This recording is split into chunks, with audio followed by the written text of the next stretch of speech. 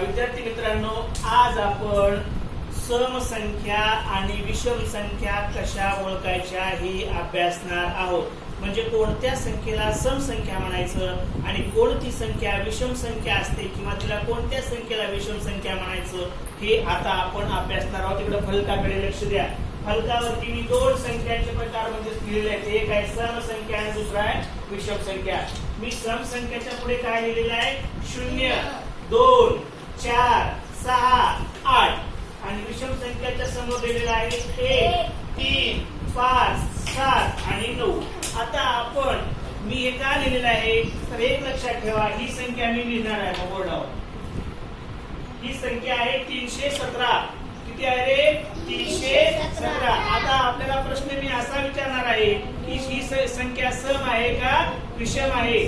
तर आता लक्षात घ्या, सम विषम ओळखण्यासाठी काय करायचं तर संख्येचं एकक स्थान बघायचं. संख्या दुसरं संख्येतलं अंकाचं काहीच पाहायचं नाही. संख्येतील फक्त एकक स्थान पाहायचं. संख्येच्या एकक स्थानी किती आहे रे बाबांनो? 7 आहे. किती आहे रे? 7. लक्षात ठेवा, ज्या संख्येच्या एकक स्थानी 1, 3, 5, 7 किंवा 9, बघा पुन्हा एकदा 1, 3, 5, 7 किंवा 9 याच्यापैकी कोणताही जर एक अंक असेल, सगळे अंक नाही, या एवढ्या अंकापैकी कोणताही एक अंक असेल तर ती आहे विषम संख्या. कोणती संख्या आहे? विषम. आता बघा इथे एकच स्थानी 7 आले म्हणजे ती कोणती संख्या आहे रे? विषम. आता ही संख्या पहा, ही संख्या ह्याच्या एकक स्थानी किती अंक आहे रे? किती अंक आहे रे? ह्या संख्येच्या एकक स्थानी किती अंक आहे? संख्येच्या एकक स्थानी किती अंक आहे रे? एकक स्थान कुठं असते रे? हे आहे का हे? किती अंक आहे बघ? एकक स्थानी 4 अंक आहे. एकक स्थान पाहायचं म्हणतोय मी. सम संख्या आहे का विषम संख्या आहे ओळखायला संख्येतलं दुसरं अंक पाहायचं नाही, त्याचं एकक स्थान पाहायचं.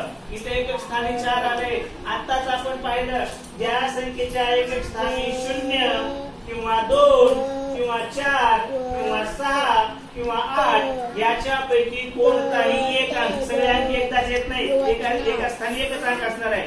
या इथे काय आलेलं आहे मग? 4 आलेला आहे. म्हणजे ही संख्या कोणती आहे? सम. कोणती आहे? सम. ओके, लक्षात आलं तुमच्या?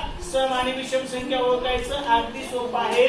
ज्या संख्येच्या एकक स्थानी 0, 2, 4, 6, 8 याच्यापैकी एक अंक असतो ती संख्या असते सम संख्या.